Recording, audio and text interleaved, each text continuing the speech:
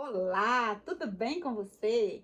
O meu nome é Núbia Aparecida Gomes de Almeida, é o meu nome todo.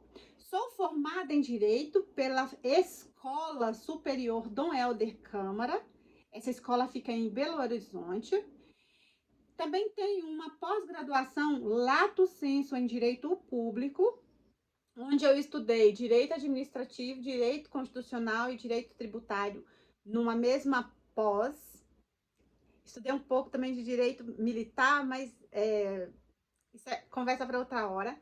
Fiz também um MBA em direito do trabalho, com foco em acidente de trabalho. Fiz também uma pós-graduação em direito previdenciário.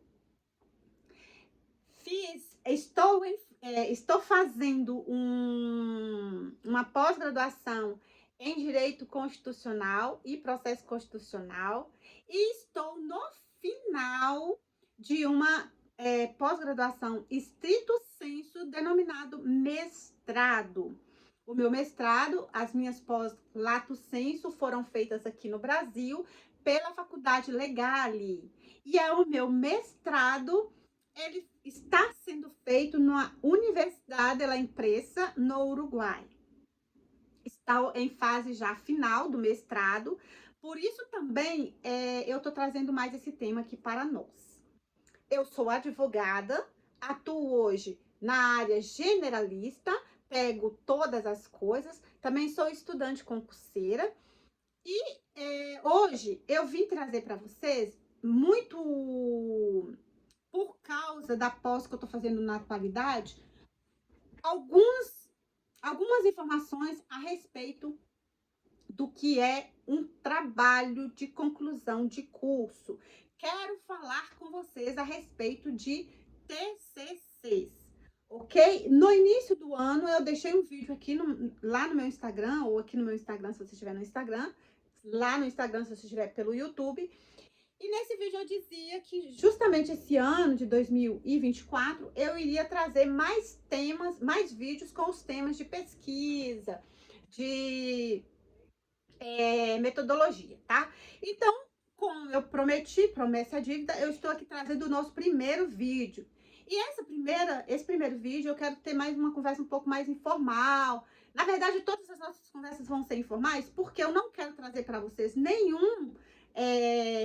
O propósito aqui não é trazer para vocês conhecimento científico técnico. O trabalho é trazer para vocês, trazer vocês que me seguem aqui, né, que estão me acompanhando aqui pelas redes, para o universo do estudo. Qual é o meu propósito? Qual é o meu objetivo?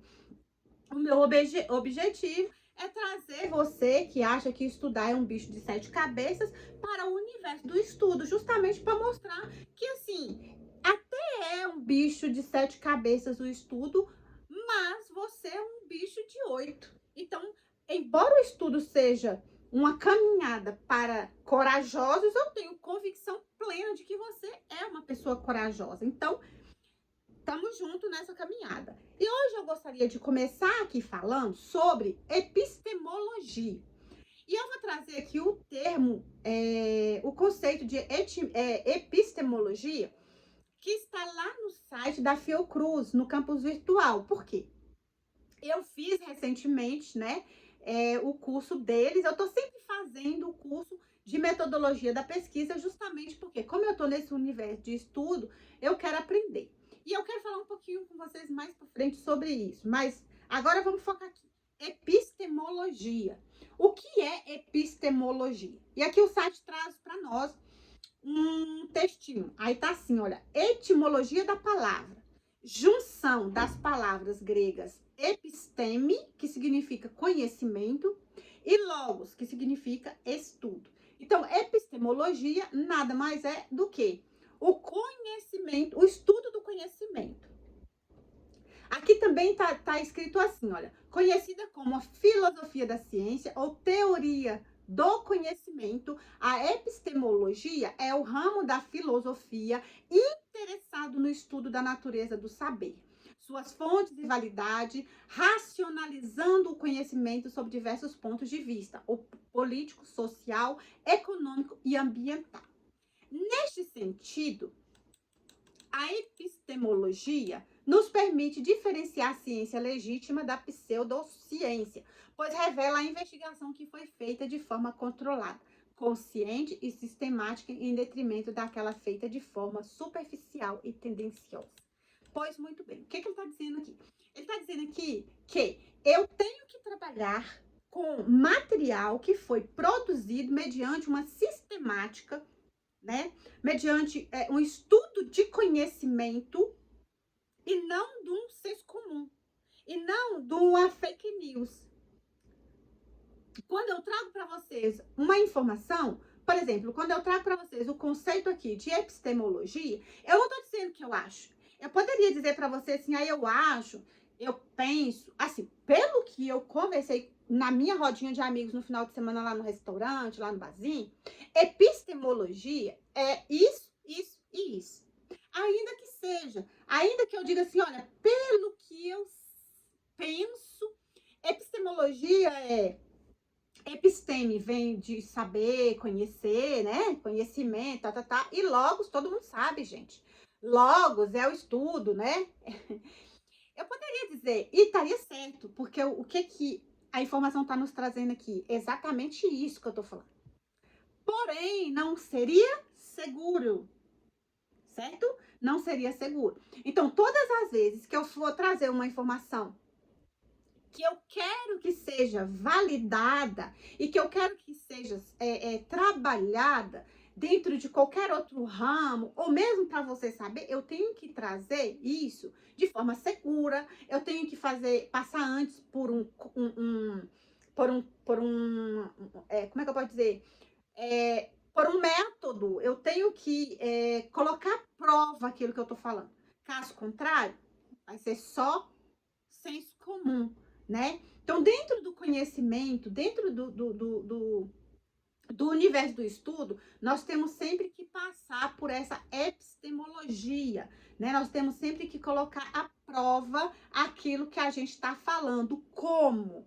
Você estudou na graduação, você vai, ao final daquele tempo de graduação, você vai escrever um trabalho concluindo os seus estudos. Dentro desse trabalho, você vai trazer alguma coisa que te chamou muito a atenção e essa é a oportunidade de você aplicar aquilo que você conheceu. Como que você vai fazer esse trabalho? É como uma receitinha de bolo. Você não pode chegar e colocar no papel. Olha, eu aprendi que o acesso à justiça, ele veio numa construção jurídica desde 1900 e X. Não, não pode ser assim. Por que não pode ser assim? Porque eu preciso passar o meu trabalho pela epistemologia. Eu preciso que esse trabalho seja validado como um trabalho sério, um trabalho aceito, um trabalho incontestável na sociedade. Ele pode ser contestado? Não, ele não pode ser contestado. Ele vai ser o quê? Contra-argumentado. De repente, eu vou fazer uma pesquisa e eu vou seguir o passo a passo dessa pesquisa e eu vou começar achando que é uma coisa e no meio do meu trabalho eu acho que é outra coisa. E aí, o que vai acontecer aqui? Se eu colocar a mesma coisa que eu achei no começo, eu vou estar no meio do trabalho distorcendo a visão da pesquisa. Então, essa distorção pode ser o quê? Contra-argumentada. Ela pode ser, nesse caso, até, eu diria, contestada. Mas por quê? Porque, embora eu tenha encontrado um ponto que destoou do meu início, eu considerei ele ali porque eu queria manter a minha pesquisa inicial. Então, dentro de um projeto de pesquisa, eu não tenho um querer, eu não quero. Eu vou falar com vocês aqui do meu projeto de pesquisa para essa pós-graduação de agora. Eu vou até trazê-la aqui só para a gente poder entender mais ou menos, só para a gente entender melhor o que eu estou falando agora. O meu projeto de pesquisa para essa pós agora, quando eu a concluir, eu já comecei meu projeto de pesquisa. O meu projeto de pesquisa tem um tema o seguinte: o acesso à justiça, 2 pontos, uma análise do percurso histórico no cenário jurídico brasileiro. Então, eu escolhi esse tema porque o acesso à justiça é um tema que muito me deixa curiosa. E eu quero fazer um trabalho informando os leitores que vão, algum dia que vão chegar aqui para ler esse artigo, daquilo que eu achei na minha pesquisa. Mas suponhamos que eu tenha aqui um pensamento na minha cabeça de que o acesso à justiça, um exemplo tolo, de que o acesso à justiça é um princípio, um direito fundamental que foi trazido pela a Constituição Federal de 1988 e antes disso não existia. Imagina que eu tenho esse pensamento. Imagina que o direito fundamental do acesso à justiça seja um direito que na minha cabeça é novo, relativamente novo.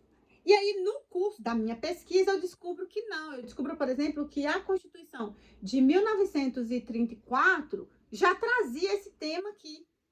Só que, como eu quero ter razão, eu não trago essa informação. O que eu fiz com a minha pesquisa?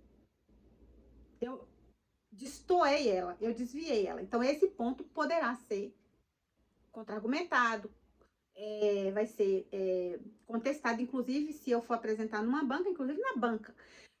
Se eu não for apresentar numa banca, de qualquer forma, algum professor vai corrigir isso aqui.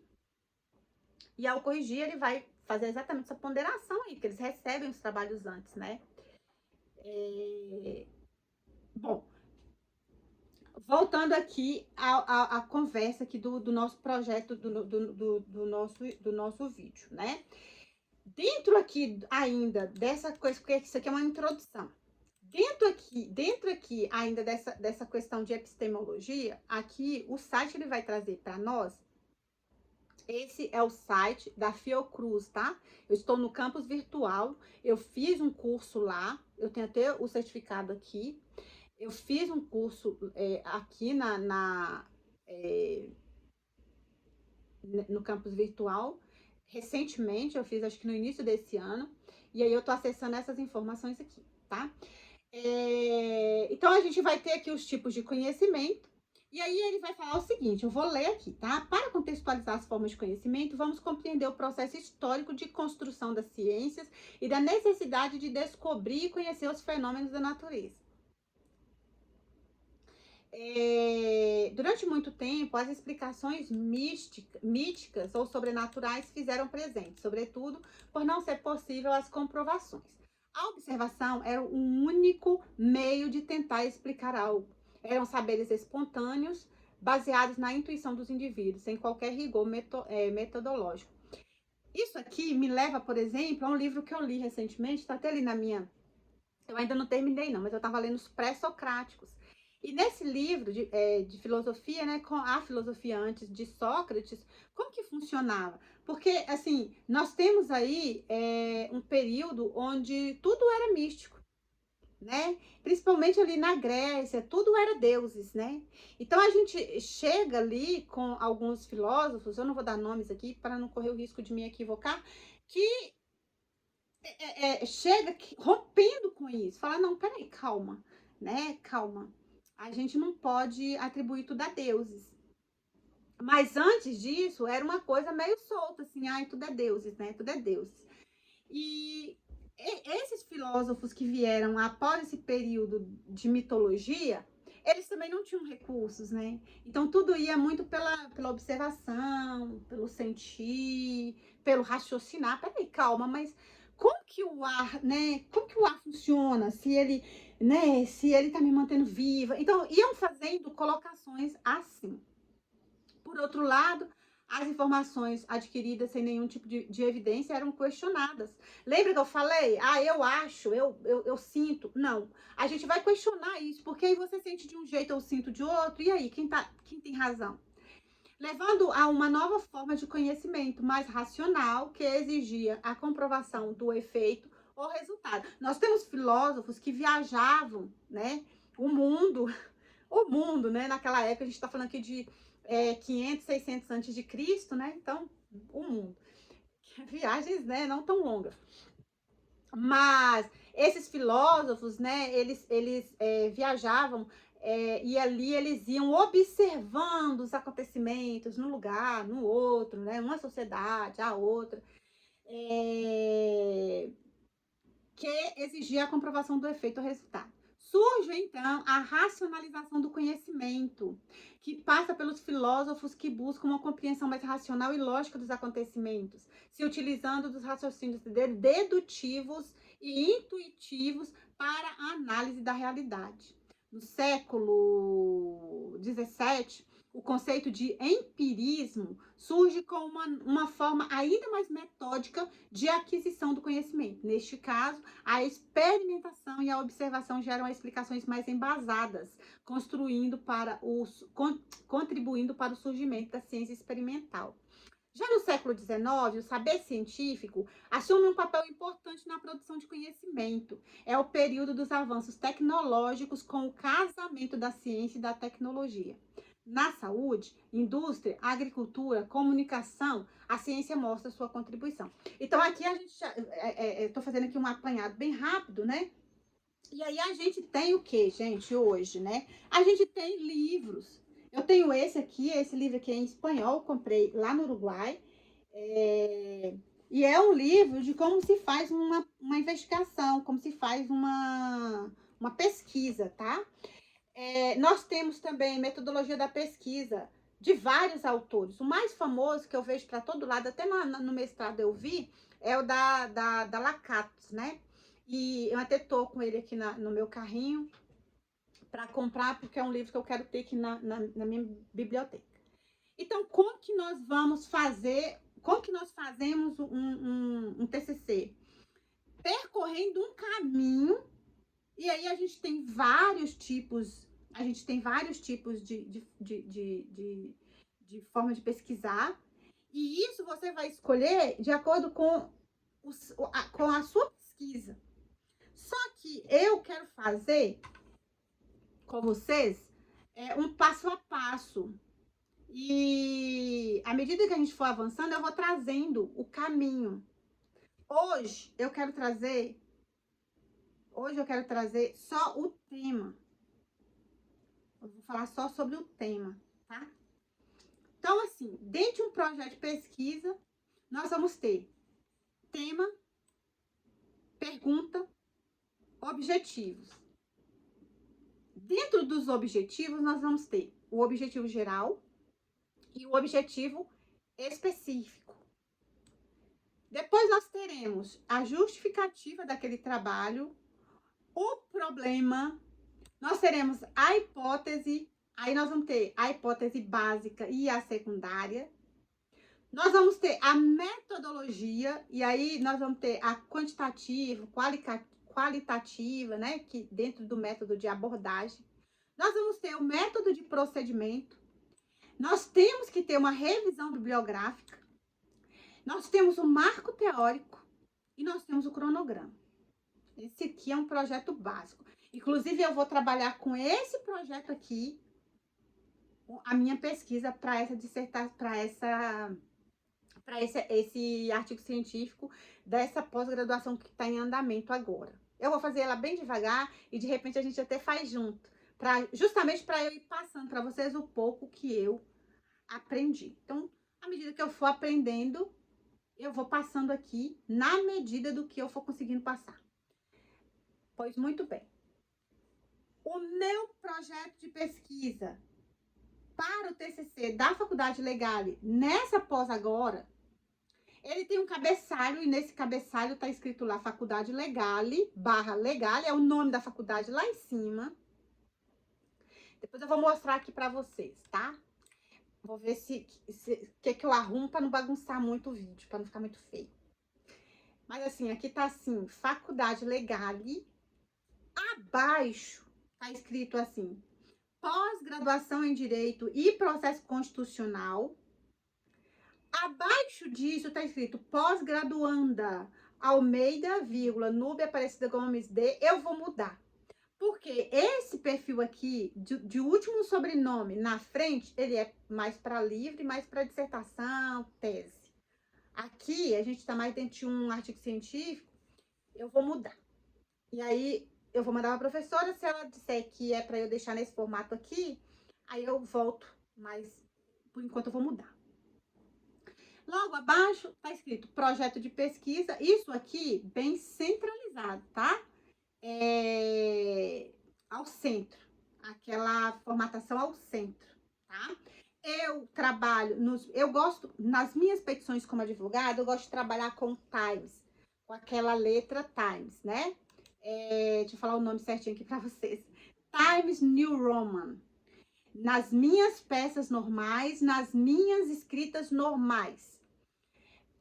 Com tamanho 12, é a forma como eu trabalho. Só que nos trabalhos de conclusão, eu trabalho com Arial. Tá? Eu trabalho com Arial, tamanho 12. E com o... Como é que chama? O espaçamento de 1,5 entre linhas. Assim, essa é a formatação que eu trabalho aqui. É a formatação que se pede pela ABNT. Depois a gente vai falar sobre a ABNT também. Acho que eu vou trazer um vídeo, quando eu vou falar de ABNT, eu vou falar só de ABNT para o vídeo não ficar muito, muito grande, tá bom? Tá. E depois de escrito projeto de pesquisa, logo abaixo, eu já coloco tema, 2 pontos e o meu tema. E o meu tema, como eu já falei anteriormente, é o acesso à justiça. Uma análise do percurso histórico no cenário jurídico brasileiro. Esse tema, como que eu cheguei nesse tema? Por que eu quero pesquisar isso? Por que eu quero falar sobre isso? Eu quero, na verdade, é uma tríade. Eu quero falar sobre 3 princípios constitucionais dentro de direitos fundamentais.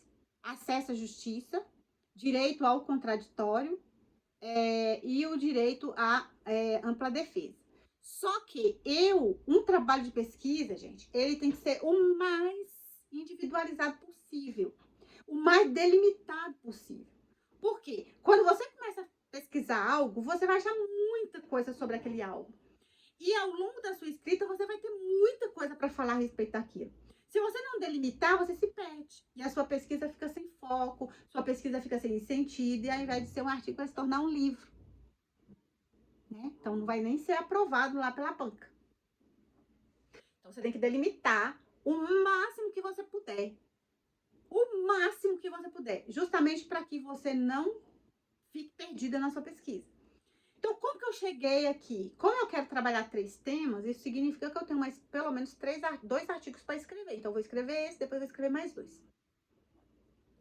Eu cheguei porque eu estava... a gente sempre, na correria do dia a dia, né? A gente sempre está falando de contraditório, ampla defesa, contraditório, ampla defesa. E dentro da pós, estudando, né, o conceito do acesso à justiça, aliás, desculpa, minto, não foi dentro da pós, foi dentro do curso do concurso. Estudando processo civil, eu estudei isso aqui em processo civil, você percebe que há uma diferença entre eles. Então, quando a gente está em juízo, que a gente vai, o acesso à justiça e tal, nanã. Quando você fala de acesso à justiça, geralmente você está dizendo isso para o autor e para o réu. Você fala de uma forma genérica, como se o autor e o réu tivessem direito ao princípio do acesso à justiça. E a verdade é que o réu, quando se fala no direito de o réu acessar o judiciário, você não está falando do acesso à justiça. Porque o réu, ele não só tem acesso à justiça, como ele está sendo chamado a compor a tríade processual de autor, juiz e réu. Mas você fala de acesso à justiça para o autor. Por quê? Porque é o autor que está de fora e quer acessar o judiciário. E não o réu. Mas se o réu o réu é convidado, né, intimado, é citado, e ele comparece em juízo, e dentro do processo, ele não consegue produzir uma prova, ele não consegue justiça gratuita, ele não consegue uma perícia, ele não consegue fazer algo, você não vai falar de acesso à justiça, você vai falar de contraditório, direito ao contraditório. E a ampla defesa. Aí ampla defesa também já é outra questãozinha. Eu tô falando aqui de forma muito genérica, tá, gente? Justamente que eu tô falando pra vocês que eu vou escrever sobre isso. Então, assim, o afunilamento, a delimitação, tudo isso vai vir ao tempo, ok? Tô falando só pra vocês entenderem como que eu cheguei no meu tema. Ampla defesa. O que é ampla defesa? Não é ampla defesa, já é outra coisa. Então, como eu tenho interesse nesses 3 temas, eu individualizei, eu os separei e trouxe. Mas eu não poderia colocar assim, o acesso à justiça. Porque se eu colocar o acesso à justiça, olha como que ia ficar amplo. Que é acesso à justiça?